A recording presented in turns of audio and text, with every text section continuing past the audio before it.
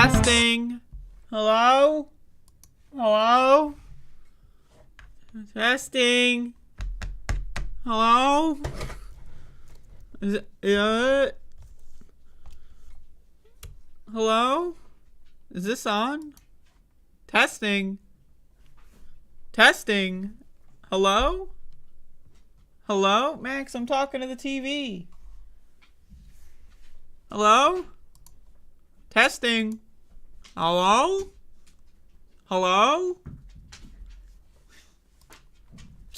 This is the Above It All show, everybody. This is February something, 12 of February for today. This is the Above It All show, February edition, and we're at one show of the Sunday show.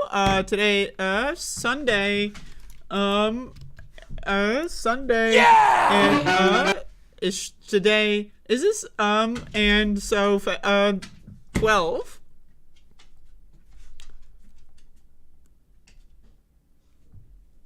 1,787. 12 of 2 in 23.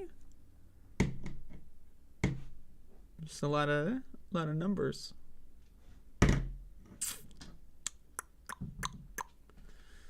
We got Tyler in the chat room. We got Valida in the chat room. And more are here today.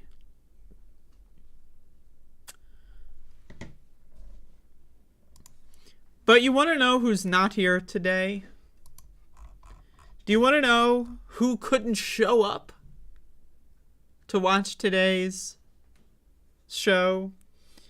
Well, that would be 2, that's right, count them, 2 unidentified flying objects that were found over the skies in North America. That's right, everybody. You thought the balloons, the hype around the balloons, you thought maybe that was a little inflated. But now we've got full-fledged UFOs flying over Alaska and Canada. The United States has shot down 2, count them, 2 unidentified flying objects. Didn't we do like unidentified like aerial phenomenon or some shit? Didn't we try, and by we I mean the government, didn't they try to like switch it over to like unidentified aerial phenomenon? I'm not sure. For me, it's goddamn UFO, motherfucker. Born and raised on UFO. I ain't stopping anytime soon. So this is a CNN article about what we know about the UFOs. So let's read this information. An unidentified object was shot down over northern Canada on Saturday, marking the 3rd time in a week that U.S. fighter jets have taken down objects in North American airspace. On Friday, an unidentified object was shot down in Alaska airspace by a U.S. F-22. So on Friday, we had a UFO in Alaska. Saturday, we had a UFO in Canada. The United States shot down both. I don't know why the U.S. is sending airplanes into Canadian airspace. Maybe they got a deal going on. I'm going to be honest. That's not my area of expertise. The deal between the U.S.-Canada border when it comes to securing the airspace. Sorry, I'm not well informed on that subject. But I'd like to be. So there's no indication at this point that the unidentified objects have any connection to China's surveillance balloon, so it seems that national security officials across the continent remain on edge. Airspace was briefly closed over Montana before being quickly reopened on Saturday evening after a radar anomaly prompted a jet to investigate before an all-clear was given.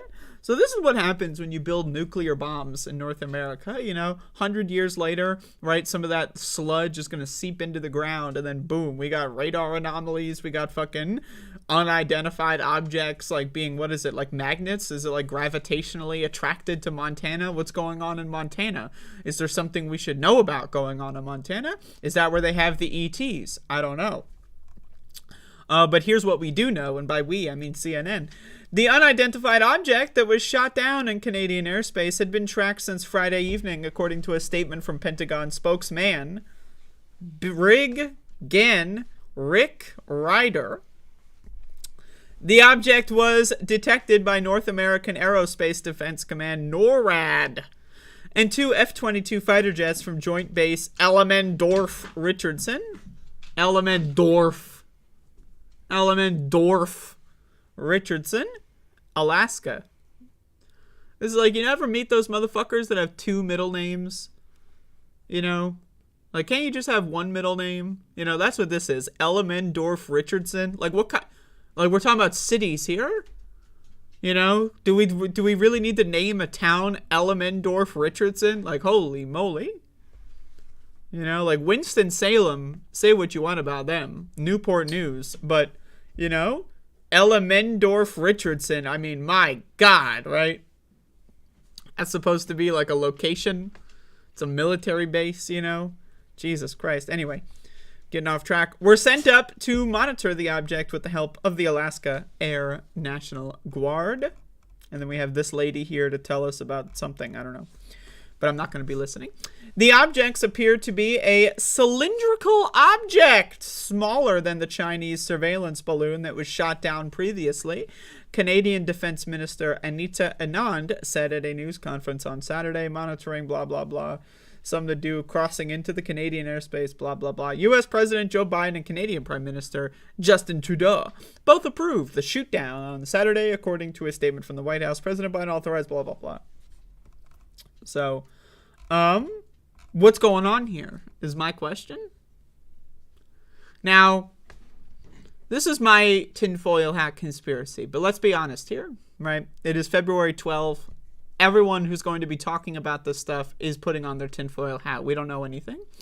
My guess is that the Chinese spy balloon thing, like, something happened. It put a fire under their ass, right? They're like, oh, fuck, maybe we can go to war with China. So is it possible that they're just creating UFO scares? How do we know it's a UFO? Let's be honest. How do we know it's a UFO? How do we know it's not just an American drone that they, you know, flew in the air and, like, ripped the serial number off, right? How do we know that? We don't. But then also, how many times do they shoot down UFOs versus how many times do they tell us about it in real time? Why are they telling us about shooting down UFOs in real time? Just so happens to be within the same week that there's like a big balloon in the sky. I don't know. It's a little interesting. Something to think about. We don't really have any information. Of course, in my opinion, the most likely situation here, and again, I'm not saying this with any facts. You know, we're all guessing here. But you know what? I'm going to guess that it's the aliens. I'm guessing that they're here. I mean, why not, right? I mean, come on now. I mean, if they're going to, like, let's imagine the ancient alien theory is correct, right? And let's imagine they've been chilling, waiting for their opportunity to strike. Well, they see this Chinese spy balloon thing, and they're like, oh, God, these Homo erectus motherfuckers, you know, they're going to kill each other, right? So now the aliens are intervening. So what does that mean for us? I'm not sure. I guess we'll find out. But either way, that to me is the most likely possibility here. And I say that with all due sincerity. But yeah, I mean, what else could it be? What else could it be? They're unidentified flying objects. What else could it be? There's certainly no unidentified aerial phenomenon. Fuck that UAP bullshit. Classic, vintage UFO motherfucker. And we got 2 of them. 2 of them in one weekend. I mean, 2 of them in one weekend. I mean, come on now. Yeah!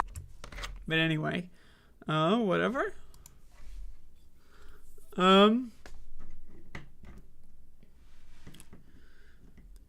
Today is February.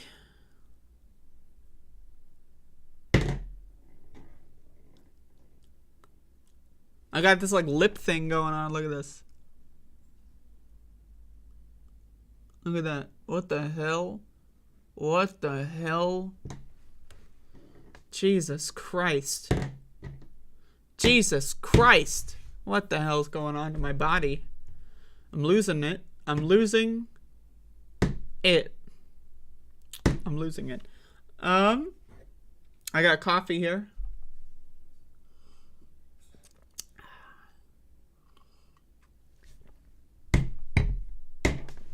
All right.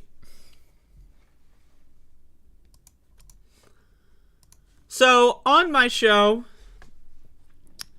I love to complain. That's right. I'm just being honest. I love to complain on my show. I complain often with great vigor. I complain frequently and extemporaneously. Sometimes, you know what, I'm going to be honest. I go out of my way to look for things to complain about. Hey, we're all guilty of that every once in a while. But one thing I'd love to complain about on today's program are these two dim-witted cocksuckers. That's right. We got Jim Clyburn and Joe Biden. They did it to us once, and they're going to do it to us again. What are we going to do about it? Probably nothing. Clyburn reiterates support for Biden 2024. Quote, I see no reason for him not to run.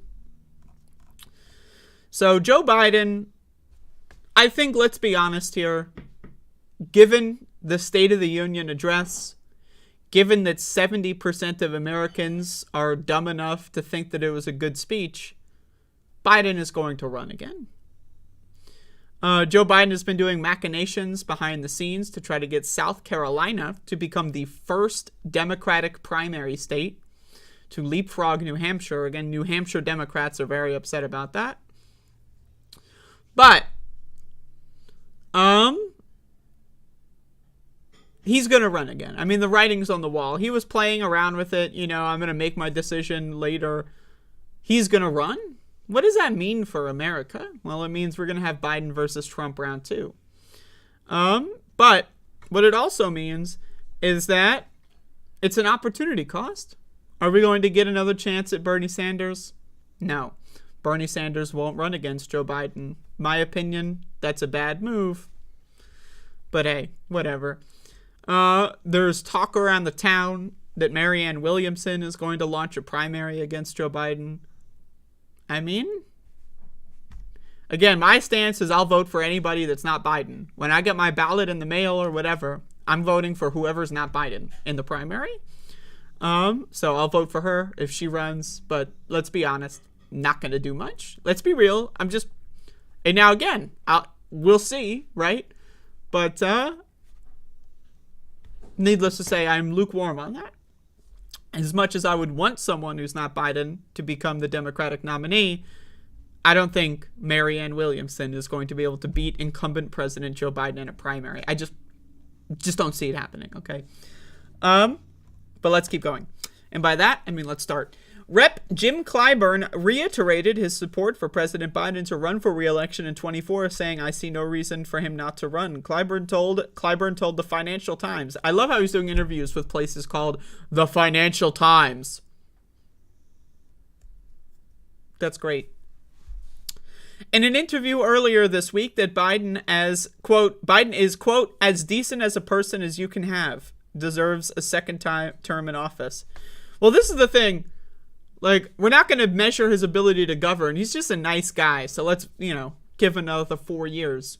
What's on his resume? Well, when you're in the room with him, he just makes you want to smile. He's a really nice guy. I mean, hey, I know a lot of nice guys, okay? But that doesn't mean I want them all to be president, okay? Nice guys, as nice as they can be, they don't often, and again, not mutually exclusive, but nice guys don't often have what it takes to be president of the United States. Now, again, some of them do, no question. But if we're going to be debating who should and who should not be president of the United States, I think them being a nice guy is not going to be on the top 10 list of reasons to vote for them. If someone were as mean as Donald Trump, but as progressive as Bernie Sanders, I would vote for them. Why? Because I don't give a shit about their attitude or demeanor. So that's just my opinion, right? But let's keep going. I see no reason for him not to run, and I'm very hopeful that he should run. I think he is deserving of a second term. I do not believe that anybody can do a better job of trying to get us back on track. I mean, that's a little bit of like, you know, I talk a lot about on my show about how capitalism destroys child imagination. There's no reason, like, you know, when we look at, you know, the imagination phase of being a child, being able to play with, you know, an action figure or a doll for 17 hours straight without any interruption or electronics, you know. I guess kids nowadays maybe they're just playing Minecraft instead. I'm not sure.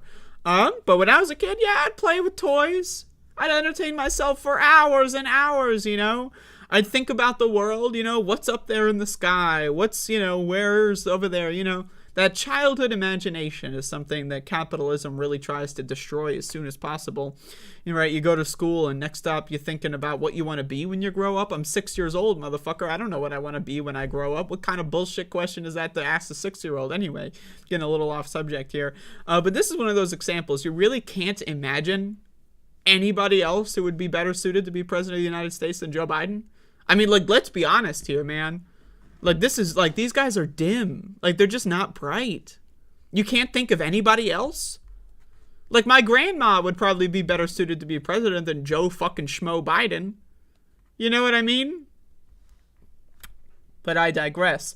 Clyburn's remarks come as, after Biden gave his State of the Union address before a joint session, blah, blah, blah.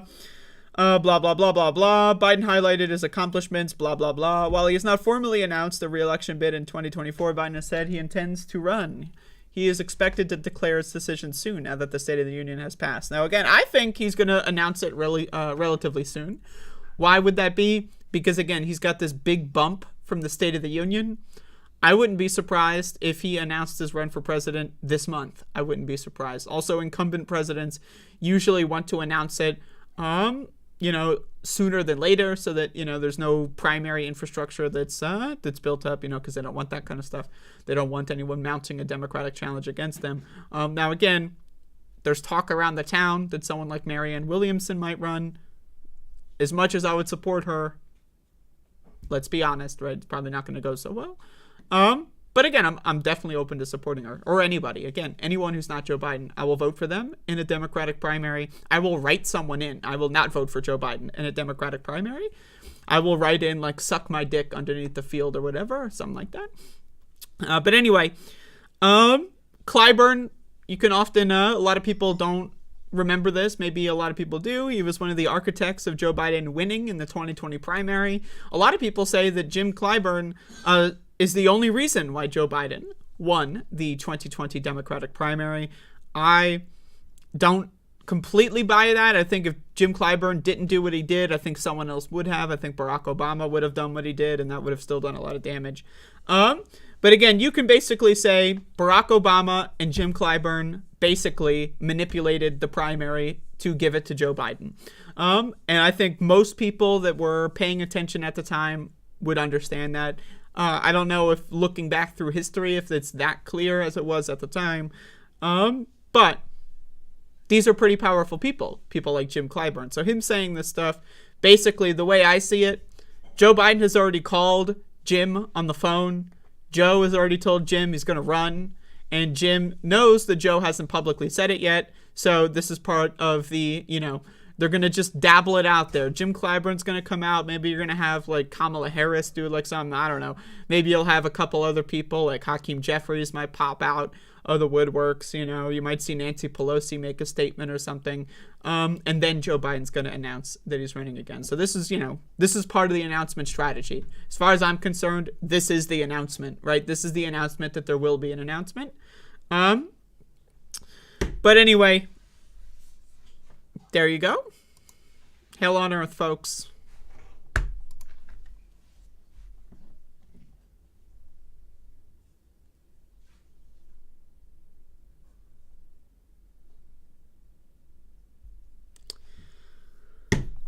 Doing a show today. Today is February. Today is February.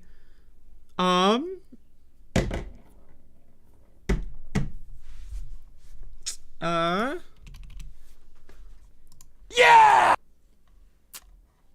So doing a show today.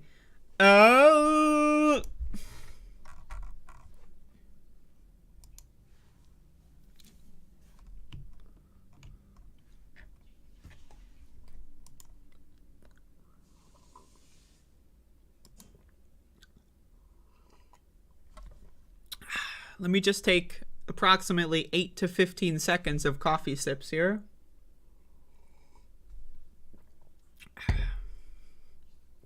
So on my show, this is the Above It All program. On my show, there's a lot of frequent subjects that we discuss, a lot of them.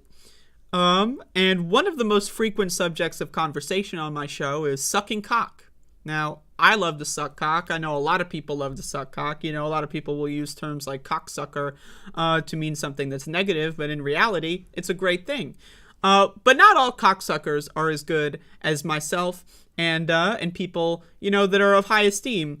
And I would like to present one cocksucker of that variety, and that is Richard Burr, former senator from North Carolina. So Richard Burr, basically, he retired. He chose not to run again for the Senate seat in North Carolina. And now, whoa, he's a lobbyist. I mean, like, can you wait a couple more months, bro? Can you wait a year, maybe? No, he's just a lobbyist.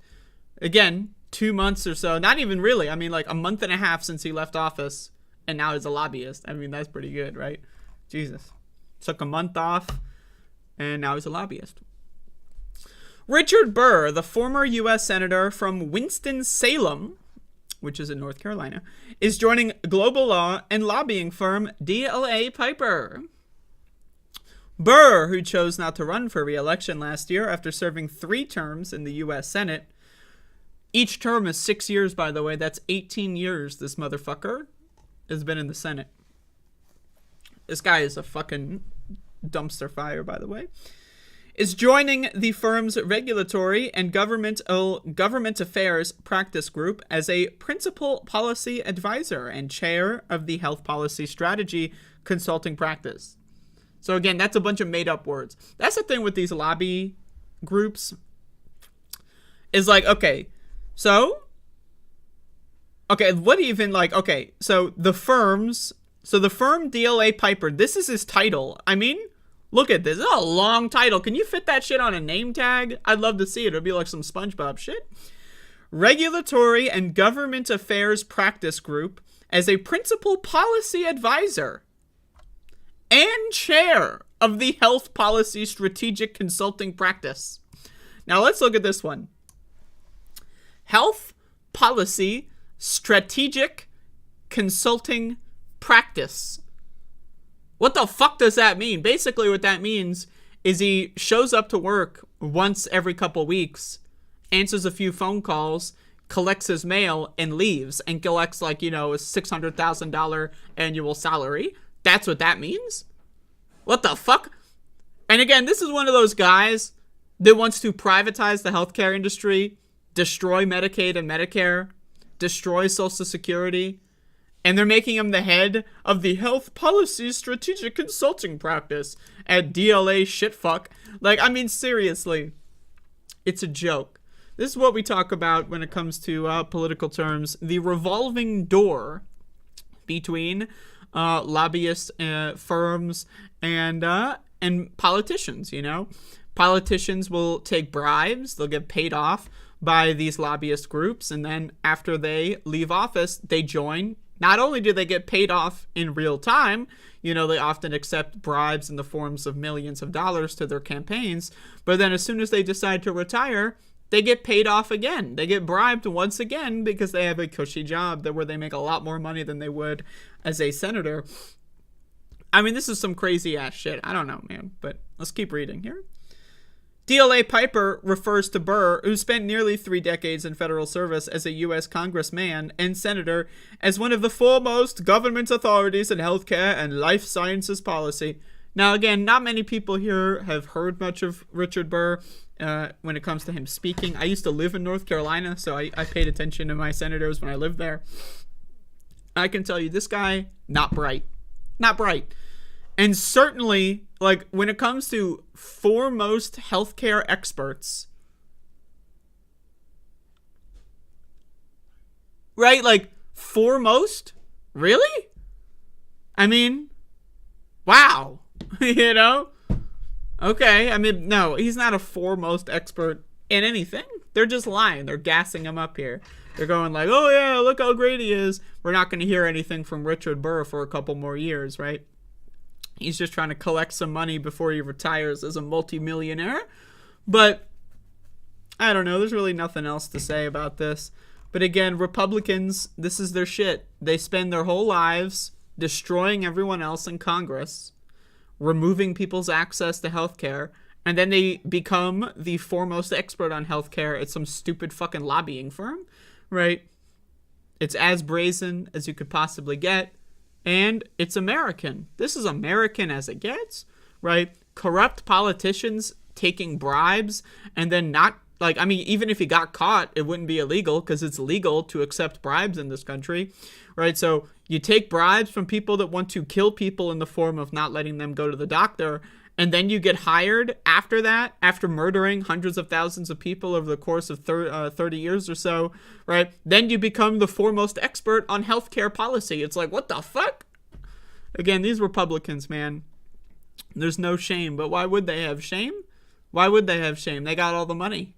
When you have money, you don't need shame. But anyway, the only thing that this guy is an expert in is sucking the corporate cock of America. So that's all I really have to say about that.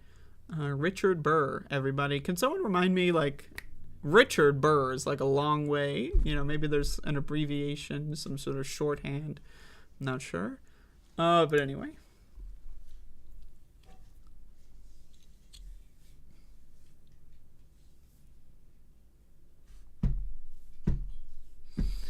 Today is Sunday. Sunday is today. And it is a day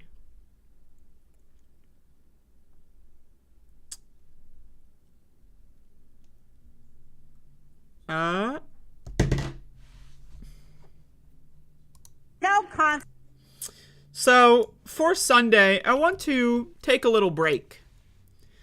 Take a little break from the extensive doomsday news cycle for a moment, and let's all enjoy some classic stand-up comedy, folks. The most famous, or at least in my opinion, in my worldview, the most famous, the best, most skillful comedian of all time, Roseanne Barr, has returned. Now, this segment was aired all over Fox News, and right-wingers were celebrating the return of Roseanne Barr, everybody. Roseanne is back with a great set. Let's watch.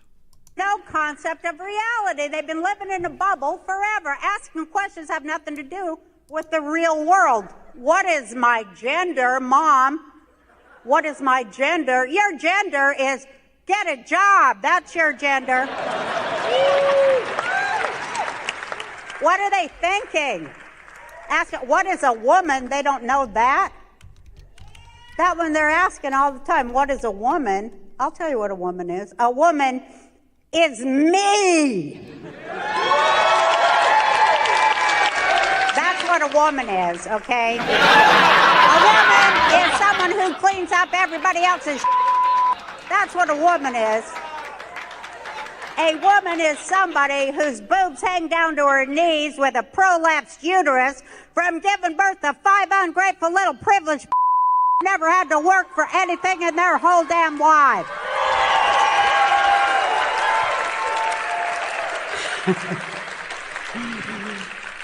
My pronouns are kiss my Yo, okay, the best part about this is look at her face. All right, check this out. So her pronouns are kiss my ass, right? Or kiss pronouns or whatever. And look at her face. Look at the way she's like, look at this. Look at it. She's like, I nailed it. She's looking down, look at the way she nods, right? She's looking down. She's like, I nailed it. Oh God, it's back. Look at this. That right there is the best part. Okay, so first of all, I don't really even know what the joke part of this is. Like, my pronouns are kids. Is that a joke? Is that a punchline? What part is that just a whole joke? Is that just a punchline? I'm not sure. But like, this is comedy? I mean, seriously, this is just like some shit your grandma says while yelling at the television. You know what I mean? Like, this is comedy? Really? I mean, like, let's just try this again. Okay, let's take this joke by joke. No concept of reality. So there's no concept of reality. That's where it starts with. Now, again, there is no such thing as reality. Reality is a construct. That's why you have people that watch Fox News and they think that, like, Joe Biden has open borders. Joe Biden, did you know this, by the way? Joe Biden has more strict borders than Donald Trump did. Joe Biden is deporting more people than Donald Trump did at an accelerated rate. That's the reality, right? The reality is Joe Biden completed the border wall in many areas of the country. That's the reality. Yet right-wingers on Fox News, they think that we have open borders or some shit, right? Again, so if we want to talk about living in another reality, let's talk about Fox News a little bit. Just bring them up a little bit. Living in a bubble forever. Asking questions have nothing to do with the real world. What is my gender, Mom? So now I just have to, like, this is like a run-on sentence. Like, I've never heard one before. Like, okay, so they're living in a bubble. They're not really in the real world asking questions like, what is my gender? Like, first of all, I don't think any transgender person, and I know a lot of transgender people. I've met over 1,000 minimum transgender people. I've met a lot, you know? I've shaken hands with transgender people, right? Been around them. I've had transgender people on my show. And I can guarantee you that not a single transgender person has ever asked anybody out loud, what is my gender? Right? No, like, that no one has ever done that. That is possible, right? Hypothetically, someone could do that, but I'm going to put my foot down and say that no one has ever said, Mom, what's my gender? Okay? That's not a thing, okay? If someone asks, what is my gender? They're probably asking themselves that question, right? They're probably thinking about it to themselves, but they're not asking their mother. They're not like, what? But again, this whole thing, I mean, I just want to go back to this part. Like, the way she looks down and the way she nods and she's like, she nailed it. Like, in that moment, she has created the perfect joke. But, like, what is the joke? Young people are lazy? I mean, really? Are we doing the young people are lazy thing? Are young people really lazy? Let's be honest. Young people work more jobs. Were boomers working 2 or 3 jobs? Were they? I mean, Gen X, were they working 3 jobs to make ends meet? I'm just curious. Millennials are working 2 to 3 jobs to make ends meet. Zoomers, I know a lot of Zoomers that are working 2 jobs. So I don't know, man. When we talk about the raw numbers here, it seems to me like millennials and Generation Z are working the hardest. But hey, whatever. And then something about, like, you know, being a woman is having 5 ungrateful kids. I mean, it sounds like that's called having a mistake in your life. That's called making mistakes. If your womanhood is defined as your kids hating you, I don't know, man. Maybe you should work on that relationship with your children instead of going on stage and crying about their pronouns. I don't know, man. Like, this shit is just so unfunny at this point. Like, it's the same joke 10 years ago. 10 years ago? This the same fucking joke. The same joke from 10 years ago? Like, hey, any comedian, there's a lot of comedians out there that, like, you know, they got greatest hits. You know, they got a couple bangers that they rotate in over the course of their whole career because everyone loves them, right? you know, it's like a musician that will play like their hit song from the 1970s during every concert. You know, yeah, they got new music too, but yeah, they're going to play that one song everyone loves, right? So maybe this is her, like, her own personal greatest hit that she's been doing for 10 years. But if that's the case, that's even worse. That's so sad. Like, you couldn't think of a better joke for 10 years? Really? Like, that's incredible.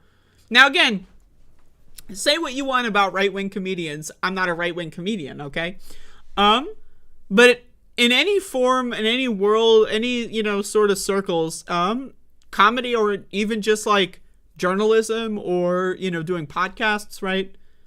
You know, when you just steal other people's jokes and pretend like they're yours, there's a word for that, plagiarism. You know, you steal someone else's content and then, like, it's like, imagine if I watched, like, a fucking Majority Report video and I just, like, use, like, the Google captions and get, like, a transcript and then just read the whole transcript on my show and then pretended like these are all my unique thoughts.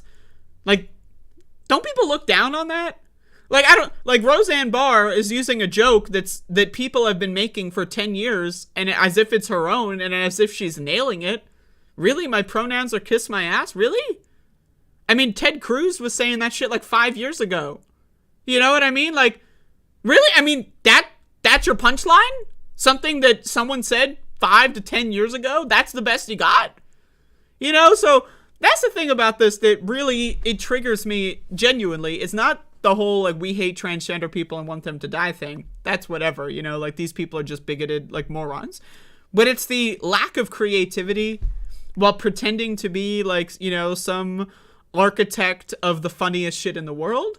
Like, motherfuckers, like, taking a joke that's, like, 20 years old and then not even tweaking it, just saying it word for word as if, like, she created this in, like, you know, she had, like, some, like, you know, like, 30-hour writing session. You know, she was up all night going like, wah! Like SpongeBob in that episode where he's writing the essay and then, like, but I mean, like, this is the part that puzzles me.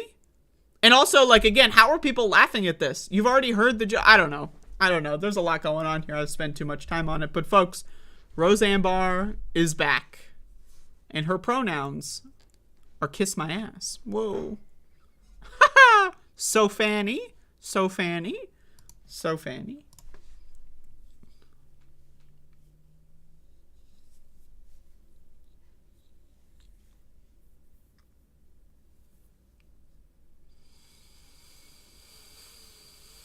Oh, Christ.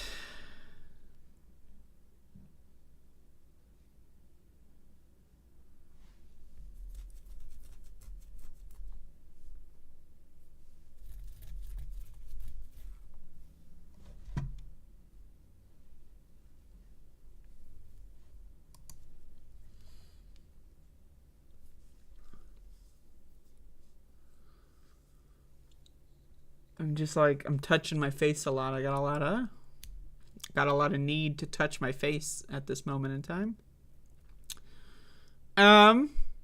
So we have a show going on today, folks. I'm doing a program. I don't know. Did anyone know that? Does anyone know that? Is it anyone show program?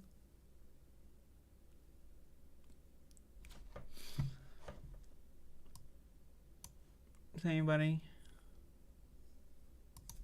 Anyone know? Graham?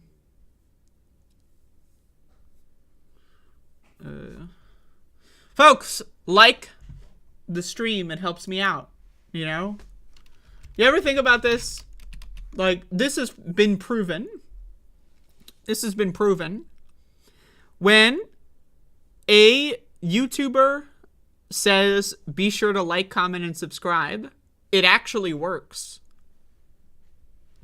You know, like it's been proven to work. You say like, comment, and subscribe, and people do it.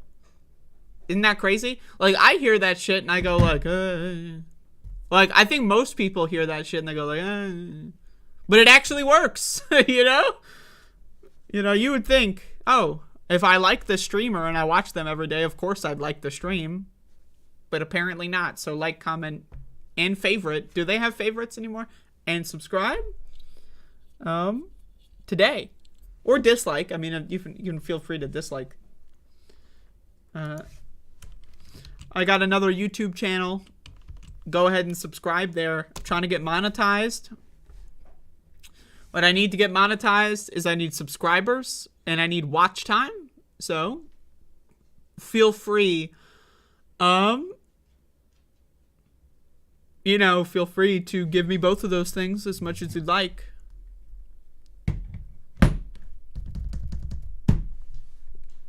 And, yeah, so.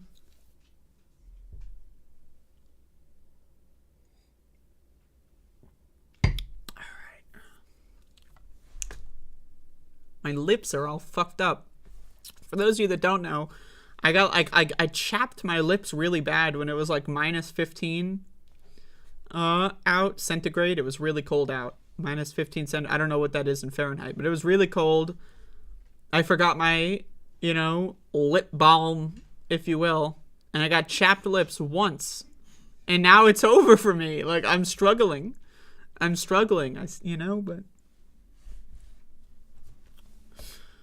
Well, Lindsay, I would just live stream on Twitch, so the only hours that are going to be gained are from people watching the videos. There's no reason to live stream there, because everyone that subscribes should know about my Twitch channel. But yeah, like the stream, everybody. I would also like to say that, people do offer contributions to the show. And I appreciate, monetary. We're talking about money here, folks. We're talking about cold, hard cash. We're talking about this fucking shit. We're talking about the money. Look at that. Yeah, that's right. I'm rich as fuck, okay? So we're talking about the money here. And a lot of people, they've been giving me a lot of money, right? So where do you think I got this stack of cash? It's from y'all, people like you, as well as the pharmaceutical industry. They gave me all my money, of course, as well. But again, I'd like to say thank you for those of you that have been funding this program. I want to do more things that are worth funding. So the show will have, we're going to do some upgrades here at the show. I'm going to be introducing new segments. I'm going to be reintroducing the movie segments as well. And I'd like to get to a point where I do the show for at least 90 minutes or maybe 2 hours every day. And this is fake money, by the way, like, just so you understood. I bought this online for a joke. But anyway, I'm gonna try to add more stuff pretty soon here, expand the show a little bit, make it more worth watching. And once again, so whatever, blah, blah, blah. If you'd like to invest in this program, the more money I get, it's motivating, I guess. In ways, but thank you anyway. Now we're going to be jumping into some more serious news here. I know a lot of the news I was talking about earlier, not so serious, but we're going to be talking about some really crazy ass fucked up shit. So I've got this article. I don't know if I have it, but it's on my screen. It's an article from The Lever about the vinyl chloride catastrophe in East Palestine, Ohio, which is located somewhere in or around Beaver County. I want to go to Beaver County because I love beavers, I watched this video the other day of like a beaver that was like inside, like living inside, and they were trying to make like a dam out of like Christmas presents. That shit was awesome. Anyway, enough about beavers. This is from levernews.com. Quote, "There will be more derailments," is the headline. And there's a photograph of the vinyl chloride catastrophe and Department of Transportation Secretary Pete Buttigieg.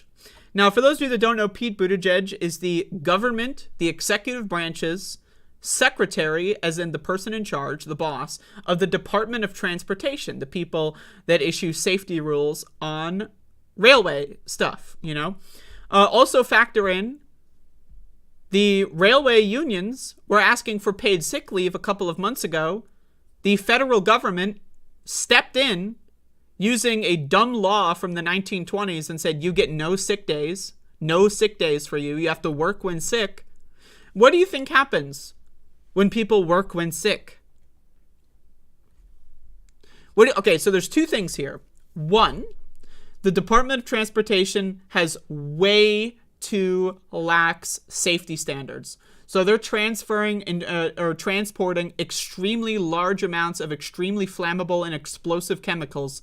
And then two, everyone who's working there is sick and can't stay home to recover. So you have sick people, low safety standards. And what is Pete Buttigieg going to do? What is the Department of Transportation going to do? Well, that's what this article is going to be about. So let's read. In the aftermath of a fiery Ohio train derailment, Secretary of Transportation Pete Buttigieg's department has not moved to reinstate an Obama-era rail safety rule aimed at expanding the use of better braking technology. Even though a former federal safety official recently warned Congress that without better brakes, there will be more derailments and more releases of hazardous materials. So again, this is why voting for Republicans and letting them get in charge is such a bad deal. Because Democrats are fucking morons. Now wrap your head around that one, okay? So Barack Obama, during his time in office, right, he issued the Department of Transportation to have higher safety standards, right? When Donald Trump became president, he removed those rules. His Department of Transportation removed those rules. Right? Joe Biden jumping in with the Build Back Better. Remember the bipartisan infrastructure plan, right?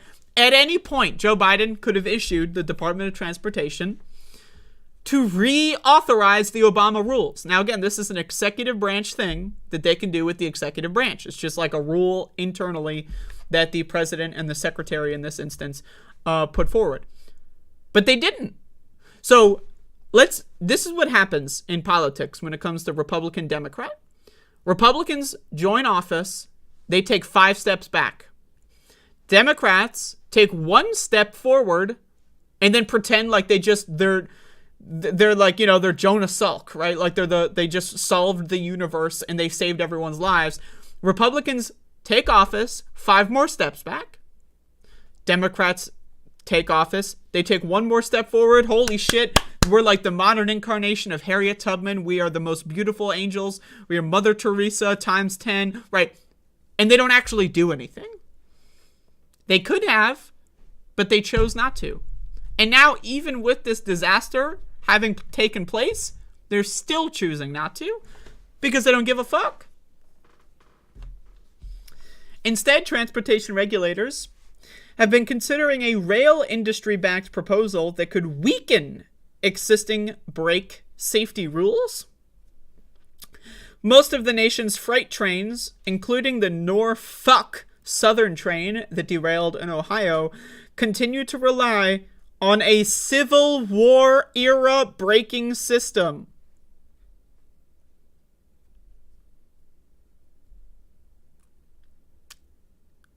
I'm just going to let that one sink in for you. Norfolk Southern belongs to a lobby group that successfully pressed Donald Trump to repeal a 2015 rule requiring newer safety electronic braking systems in some trains transporting hazardous materials. The Department of Transportation's most recent regulatory agenda, which lists all planned, proposed, and final rules, does not include an ECP brake rule. When asked if the better braking technology would have reduced the severity of the Ohio accident, Stephen Dittmeyer, a former senior official at the Federal Railroad Administration, said yes. Though the Obama administration did originally enact a rule requiring those better brakes on some trains, its regulators sided with lobbyists and ignored the National Transportation Safety Board's request that the safety rules apply to all rail cars carrying the kinds of dangerous, flammable chemicals on board the Ohio train. Under the rules weakened by both the Obama and Trump administration's decisions, the train was not being regulated as a high-hazard flammable train. So what's happening here? So there's a couple different things here. We got brakes. We got staffing shortages, so there's less people staffing these trains in case of an emergency to be able to react accordingly in time. So we have staff shortages, brake systems from the 1850s, and then the other aspect, what are being carried on the trains? Well, having, let's say, now I use this when it comes to water, right? This is my example when it comes to the EPA, when it comes to water, is the legal limits for heavy metals in water are significantly, in some instances, when it comes to PFAS, we're talking about like 10,000 times delta. But the legal limits are significantly higher than the safety limits, right? So again, any amount of poison, the poison is in the dose, right? If you consume a metric shit ton of vinyl chloride, it's going to destroy your fucking lungs and tear your body apart from the inside. If you get like one small like speck, one particle, in an otherwise, gorgeous, very high air quality afternoon, you're not even going to sweat. It's not going to affect you. The poison is in the dose, right? So when it comes to the EPA in water, right, the safety limit when it becomes poisonous is oftentimes, in some instances, I know with PFAS, it's about a 10,000 times delta. But a lot of the times the health limit is way lower than what the legal limit is, because the legal limit is not designed around making sure you're safe. It's designed around making sure that they don't have to update their systems and technology. So it's the same issue with the trains, right? So as we get better and better at transporting and compacting and compressing these highly dangerous materials, we can transport more of it at a time. And all it takes, again, if there were half of the vinyl chloride on this train when this derailment occurred, the situation would have been half as bad. If there was a third, a quarter, a fifth of the vinyl chloride present, the situation would have been whatever corresponding fraction as bad. But again, the legal limits for how much they're allowed to carry, essentially, there is no legal limit. They can just carry however much they want, right? And again, let's assume there is a derailment. Is that really going to affect their bottom line? An entire city in Ohio are essentially not allowed to go home because if they do, they're going to develop lung cancer and die. And even if they were allowed home, or when they are allowed home, it's not going to be when it's safe. It's going to be when it's politically expedient and the best time for them to declare victory would be, right? So it's a disaster, and the government's going to do nothing. They don't give a shit. A lot of people refer to these trains as bomb trains because that's what they are. One wrong move and it's an explosion. And that's pretty much exactly what happened. So let's keep reading. Though the Obama administration did originally enact a rule requiring those better brakes on some trains, its regulators sided with lobbyists and ignored the blah, blah, blah. Under the rules weakened by both the Obama and Trump administration's decision, the train was not being regulated as a high-hazard flammable train. Now, again, I already read that, but the point is, it is a high-hazard flammable train. It is. I mean, as we can see, you look at what happened, it obviously was, but it wasn't classified as that. How is that possible? Because the legal system is not necessarily designed to follow the rules of the English language. The English language, interpreting and speaking and being able to comprehend the English language when it comes to the legal system is optional. Doesn't matter, right? So the legal system can have a situation where, they will tell you, that's not a high hazard flammable train. How do you define high? How do you define hazard? How do you define flammable? Oh, ho, ho, ho. And then they'll fucking do a song and dance while they're trying to gaslight you into thinking, oh yeah, that train that blew the fuck up and had like a smoke cloud that like fucking like flew over several states. Yeah, that wasn't actually a high hazard flame. Then what would be a fucking high hazard flammability train? Like Jesus fucking Christ, right?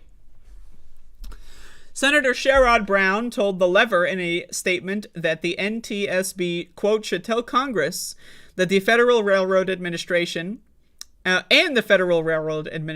measures need to be put in place to avert accidents that allow hazardous materials to spill or catch fire in our communities. Sherrod Brown added, railroads should not use their lobbyists to block or weaken common sense safety measures that protect workers and communities. Buttigieg, who heads the Department of Transportation that oversees the railroads, has not said anything about the Ohio train derailment. It's not crazy, by the way. It would be like, remember that Chinese spy balloon bullshit? Right? It would be like if the Secretary of State didn't mention it. Like if Anthony Blinken was like being asked about it at a press conference, spy balloon, I don't know what you're talking about. Now, Compare the situation to the Chinese spy balloon. The relevant secretary in this instance, Secretary of State or Defense, they were freaked the fuck out. Now, whether or not you think that's fair or not, I think there was a gross exaggeration, you know? Now let's compare the threat. A balloon in the sky versus a gigantic explosion of toxic chemicals that created a plume in the sky that traveled across several states. One of them, we get the military involved. The other one, it's been a week and no one in the relevant authority position has even mentioned it at all. Crazy shit, man. That's crazy shit. I don't know what to tell you. We live in shitfuck land. You know? Anyway, you can read the rest of this. It basically just goes on to say there will be more issues and no one's going to do anything. So again, we just have to watch as the country basically assassinates its own people through negligence and corruption. And what are we going to do about it? What is the option? What do Americans do about this? Well, we're certainly not going to vote for better politicians. Why would we? We're too dumb. We're certainly not going to do protests. Why would we bother? We got Netflix to watch. We're certainly not going to occupy any sort of governmental institutions. I got to watch the award shows for my favorite musicians, you know? We got content to consume. We got products to buy. We can't be doing any of this shit to fix our country. So anyway, for everyone else, we just have to sit back and watch these politicians assassinate us in legal means. And that's all we got to do. We have nothing else. We have no recourse. No recourse whatsoever. So, anyway.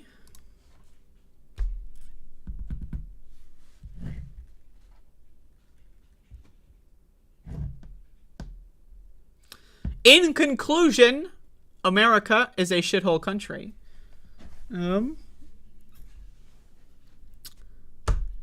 Hello, users. Welcome to the show. We got some people here. We got Mitsu-Bishi in the chat today. Joining us today is Sinkwol. We got DM and Wizard. We got About to Sleep. We got Courtney. And more. Thank you for joining me.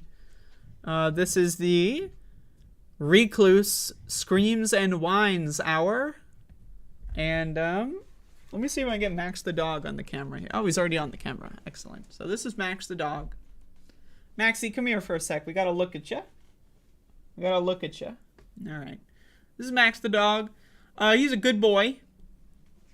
He's also a dog.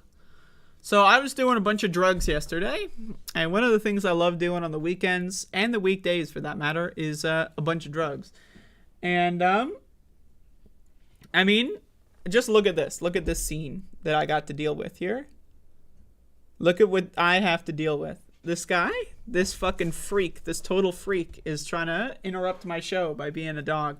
So anyway, I was doing a lot of drugs yesterday, and I was petting Max the dog, and I entered a approximately 30-minute long hysterical laughing and crying fit during my drug-induced delirium. And it was pretty much all because I was petting Max the dog, and he's a great dog. I mean, just like look at this shit. I mean, can you see this? Is this visible? Like, how could you not? You know, I mean, my God, right? Like, he's a dog. But anyway, I just thought I would share that with the rest of the class today. He is a dog. In conclusion, Max is a dog. I got one more thing I want to talk about today in regards to this Ohio disaster. And so let's just jump right in. But after that, Q-Cock. Questions, comments, or concerns. So get your Q's and get your cocks ready because after the story, I will accept your Qs and your cocks. Brooke H, member for 5 months. It's hard to believe I had the membership for 5 months and I've still done nothing. No perks. But thank you. $10 to your PayPal. Thank you. I appreciate that. And I will use that money to get Max toys. Max got a new toy yesterday. I don't know where it is, but it's somewhere. But anyway, get your Qs, get your cocks ready. This is the last segment here.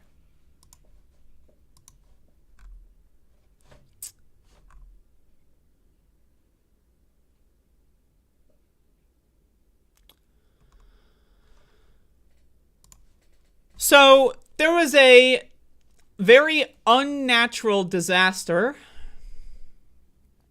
in East Palestine, Ohio, which is located in or around Beaver County. And I love beavers. They're adorable.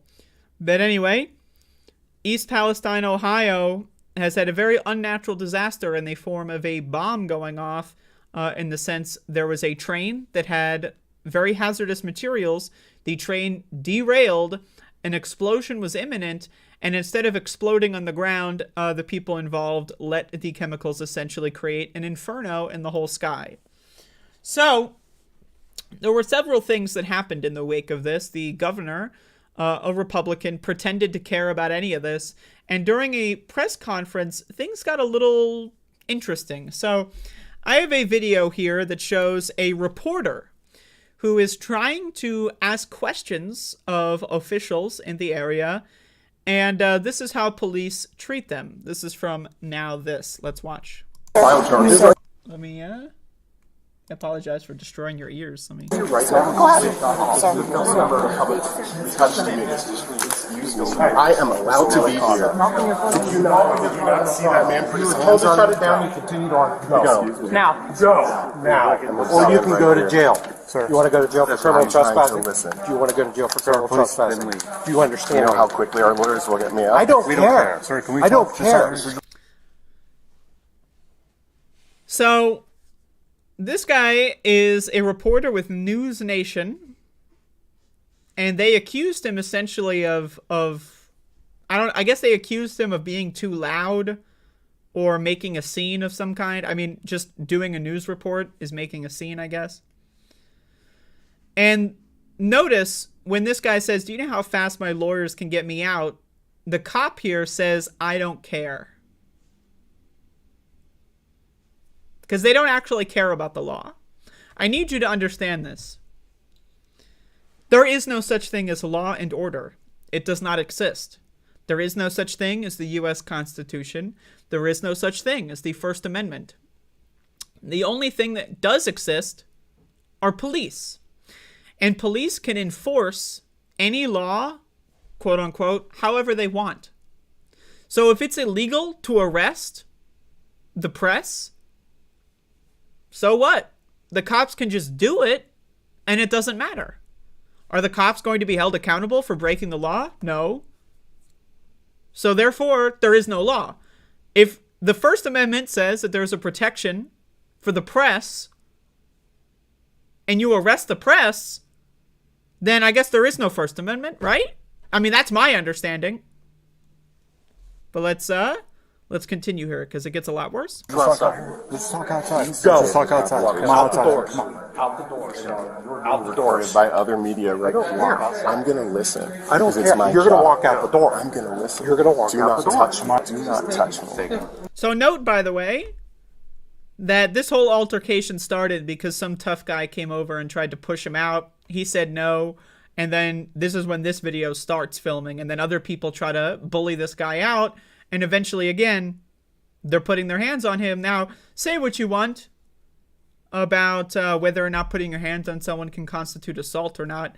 If you're trying to push someone out of a building for no reason, especially if they're a journalist, I would say it's assault. That's my definition. If you're trying to if someone out there is, just like started beating the shit out of someone and you try to like forcefully get them off of somebody and you put their hands on them to get them off of someone because they're beating the shit out of someone, that's not assault, right? But someone is standing there doing their job. They're a reporter.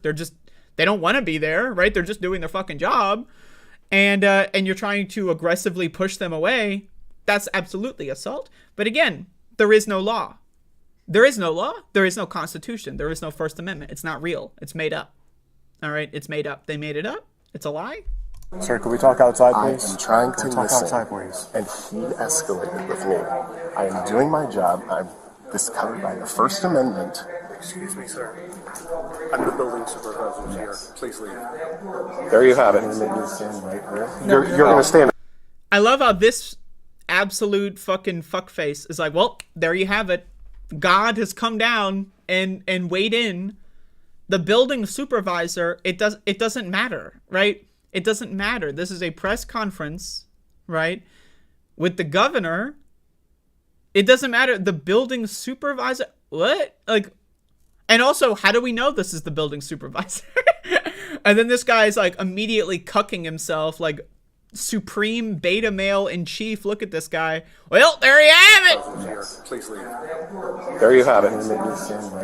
You're going to stand outside. Or you're going to jail. Let's go. Let's go. So once again, this is assault. This is not legal. But again, it doesn't matter. Are these people going to be held accountable? No, because it doesn't matter. Doesn't fucking matter. There is no law. There is no order. The only thing that actually matters is enforcement. That's it. If there's a law on the books that doesn't get enforced, it's not a law. If there's not a law on the books, but the enforcement happens anyway, then the law that's not there is irrelevant. You're under arrest. So again, now let's imagine, right? This is where the excessive force thing comes in. All right, let's imagine this guy, he is a member of the media, but he's being a little uppity, right? Whatever you want to excuse, whatever reason you need to believe, right? He's just like, look at him. Just, I don't like the way he looks. He's causing a problem, whatever. Do you need to arrest him? Like, forcefully ejecting him from the premises, right? Let's assume that he's acting a fool, whatever. Do you need to arrest him? Like, think about it, right? You kick him out of the building, and if he tries to re-enter, okay, maybe. But why would you... I mean, just watch what's about to happen. Why would you arrest him while still in the building? Like, what? You know, it doesn't make any sense. There's no logic. But again, there is no law either, because law doesn't matter. Oh, sir.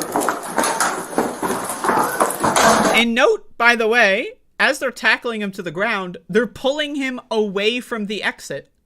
They are pulling him away from the exit. So he's being pushed. He thinks, oh, we're going to be pushed out the doors that are in front of me. They pull him away from the doors and then start tackling him to the ground. Like, what? Oh my God. You guys, this is bad. Stop. I am on the ground. What are you trying to do? Okay, Stop resisting. Stop this. Now, here's something about stop resisting. Why do police say stop resisting when someone is on camera clearly not resisting? What? Someone is literally being tackled to the ground. They're not resisting, and you just say stop resisting after they're already in handcuffs. Why would you do that, right? Well, the answer is they are trained to say stop resisting all the time, because then witnesses are going to hear, oh, well, stop resisting. And if you don't get a direct view of what's happening, most witnesses are going to hear the word stop resisting, and they'll assume that the cop is truthfully telling someone who is resisting arrest to stop resisting. That's not actually what happens, okay? They just say it to manipulate people for witness testimony. But also, again, if this guy, let's say it's totally reasonable and justifiable to want them to be escorted off the premises, why would you then pull them away from the exit door and then start beating the shit out of them in the lobby? Like, can someone explain that to me? Like, how did we get to the point where this person needs to leave the premises to let's beat the shit out of him in the corner, right? When did that become the other thing? When he resisted? But he's clearly on video not resisting, right? So Oh my God. Stop. Get this. now notice that the police closed the door on one of the news reporters with the camera. They closed the door on the news reporter. Whoa, this guy's got a big camera. Let's get them away from this. But again, fortunately, we have someone with cell phone video. This is so bad. Put your leg on your back. Lay flat, please. You guys, he's a national correspondent. You cannot do this. I'm a reporter with News Nation. It's all being recorded right now. I hope it is. This is Excessive horrible. force because you can't talk to people about doing their jobs. This is what it's like to be a black reporter in And then I'm so 2023. sorry. So notice this one really here. Like this one really gets me. Not do this. I'm a reporter with News Nation. It's all being recorded right now. I hope it is. Now, I don't know who said I hope it is, but it sounds like it's one of the women cops here who says, I hope it is. Think about that. Now, again, in a system that had laws, right? Imagine we live in the U.S., United States of America. We have a constitution. First Amendment protects the press, right? Imagine we lived in that world. If you're a cop, why would you want them to be filming you violating the First Amendment? Right? Wouldn't that be, I just broke the law and they caught me on camera. Why would that be a good thing? Why would I want that to be? Oh, because they know, the cops know this. The thing is, most Americans don't know this because they're dumb. And they're dumb on purpose because our schools lie to us and our culture lies to us. But again, there is no law. There never has been law. I mean, think about it. Slavery was illegal. Right? So whether or not there is a law, the law is certainly not a guide for morality, right? But also, there is no law. It is against the law to arrest someone who is a member of the media recording and listening and documenting a press conference with a major high-profile politician. And they do it anyway, and they're happy that it's on camera. But why is that? Because there is no law. There is no First Amendment. It doesn't exist. So they hope it's being recorded so that they can share it with their friends at the police station and say, yo, look how cool we are. Look, we totally got that guy. Look how funny it is watching him squirm. Oh, he thinks he's a member of the media. He has a lawyer. He doesn't give a shit. Like, they don't care, right? Because there is no law. What is the worst case scenario here? Is the cop going to be sued for violating the First Amendment? Right? You think that would be serious, right? The First Amendment to the United States Constitution, they directly violate. You'd think they would have charges against them, right? They would be banned from working for the police ever again, right? The worst case scenario is they're going to get paid vacation for a couple weeks. In the real world, the worst case scenario is they get paid vacation. They get to sit at home, catch up on Netflix, watch themselves on the news, right? Text all their buddies in their group chat. Oh, you got him. Oh, what shows you watching, bro? Hey, you want to go fishing this weekend? That's the worst case scenario. They get paid vacation. Right? So, and again, this guy here, this guy who's, again, look at this. I just want to replay this moment.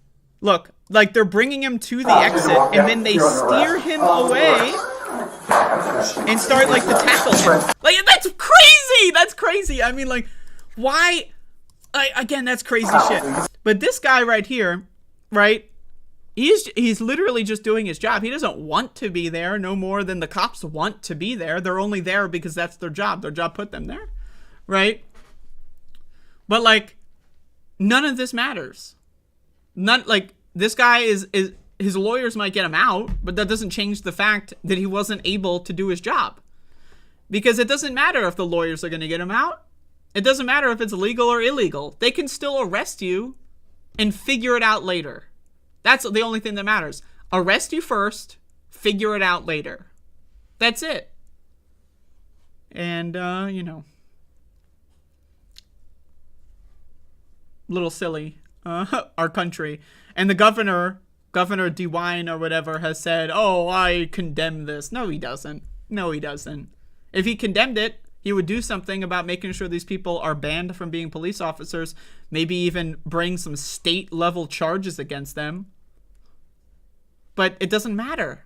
Oh, I condemn it, good sir. Well, wow, thanks. I mean, you're the governor of the state. You can do something about it. Well, yeah, but I condemn it. Isn't that enough? Well, you know.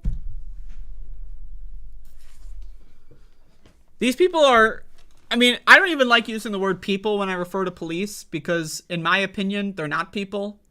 If you become a police officer, you forfeit your right to be a human. At best, you're some Homo erectus motherfucker who doesn't have a developed brain. And you're just like, I don't even know what you're doing. You can't think. There's no inner monologue. There's no logical processing. You're just reacting to shapes and colors and sounds, right? They're barely even human beings. These are criminals, and yet our government hires criminals to engage in crime on the rest of us for no reason. Cops are garbage. They will never do anything to help you. They never will help you. They never will help anybody because that's not what they're there for. And Americans aren't going to do shit about it because they don't care. You think Americans give a fuck about this? Americans don't care. The lazy, stupid fuckers. They don't give a shit about this. Because Americans, the only thing they give a shit about is when can they get their next treat. When does the next episode of some stupid, lowbrow, fucking dumbass show come out? When's their next fucking movie come out? When's their next dumbass wizard game coming out? Now, I'm not here to tell you that appreciating art is a bad thing. Of course not. But that's all they care about. When does McDonald's open? When is the breakfast menu available at Wendy's? That's all they care about. Most Americans, 90+% of Americans, that's all they care about. When can I get my next 6-piece McNugget meal? That's all they give a shit about. They don't care about you. They don't even care about themselves. They don't care about their family. They're Americans. They have been taught to not care. Our schools indoctrinate people into thinking police are moral heroes. Don't ever question them. That's what we're indoctrinated into believing as children. Is it a surprise that most Americans actually think it's true? But anyway, there's my segment on the police.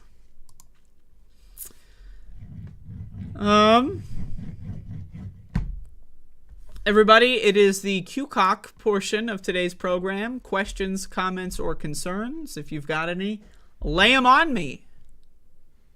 It's QCOC time. Questions, comments, or folks, there's other possibilities. Concerns, questions, comments, or concerns. If you have them, I'd love to know. And lay them on me. So pity them and their tiny brains. I don't pity Americans. The way I see it, can we get some more vinyl chloride?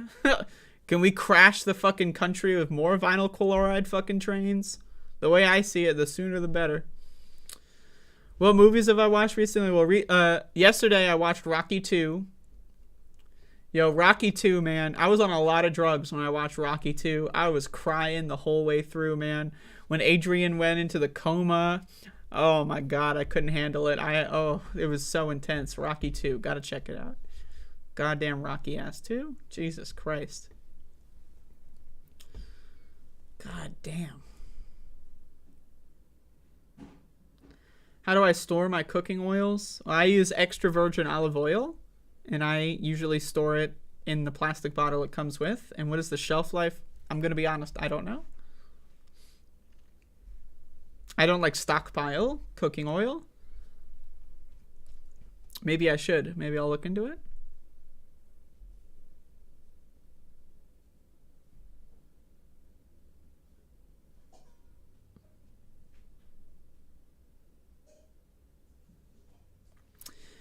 Question. Neighbor kid is supposedly reported missing. Sheriff knocks on the door at 4:30 asking if they can snoop around the building.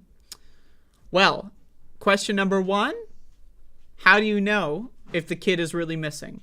Do you have your cell phone? Can you look it up? Ask them for the name of the missing kid. Find a news report. If you can't find a news report, say no. Get the fuck away. You don't have to say that part. Tell them to fuck off. If you can find a news report, activate your cell phone video feature, record them from that point until they leave, and say, sure, but only if they're able to be supervised by, let's say, can you get a building manager, right? If it's an apartment complex or whatever, try to see if you can get one of the managers of the building, someone that works there. Record them from this point onward, wait for a supervisor, and then record them and the supervisor interacting, as well as searching the place until they leave.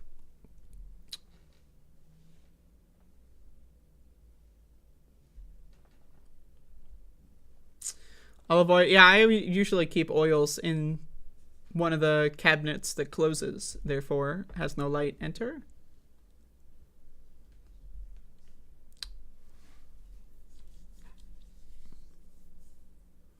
Have I rewatched films that I've done reviews on, and did I notice anything more?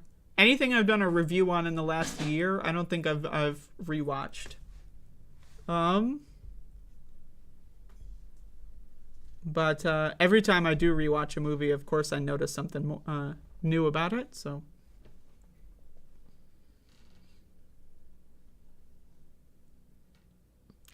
yeah, getting olive oil in tins would be nice, but it's not. It's not as easy. Heartwarming tale of brain-damaged person trying to put it back together the only way he knows.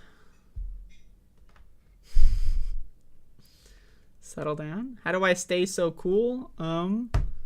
By living in a very cold climate. Farm buildings told him to ask Dad who was milking. Judging by the barking of the dogs, he wasn't here very long. Well, all right. This is one of the things, if you're going to get extra virgin olive oil, I highly suggest getting an Italian import. Any olive oil that's manufactured in America, the classification for whether or not it's extra virgin, the regulation is different. So you can make extremely non-extra virgin olive oil and then just call it extra virgin because it's America, baby. You can do whatever you want. So if you are going to get extra virgin olive oil, I highly recommend importing it from a place where you can guarantee that it's extra virgin.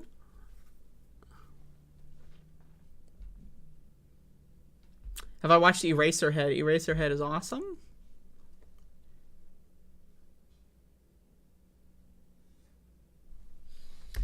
Is there anything good about America? I mean, the only thing good about America is culture. But, like, it's only good to spite America, you know? Like, I don't think America being so garbage makes the culture any better. And I'm not saying American culture is better than any other culture. But that's just the best part of it. Like, movies, television, music, you know? That's the best part of it. It's the only good part. And it's again in spite of.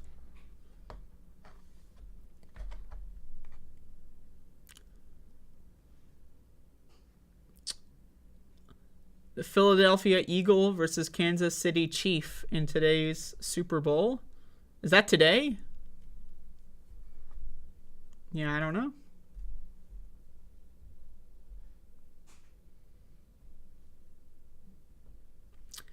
I suggest you import from Spain. It's not my opinion. It's our government is overall less corrupt than Italy's. Italy's a fascist country anyway. Yeah, Italy is not looking so good.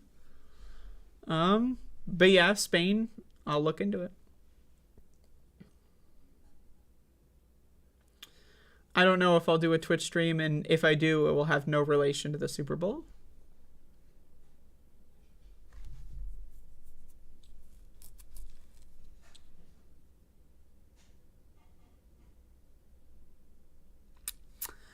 Anyway, that's my show. I'm hungry, so I'm going to go eat breakfast.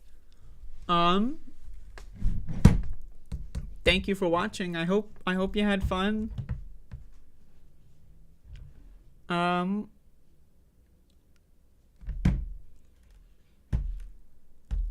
Maybe a little bit, I guess. All right, bye.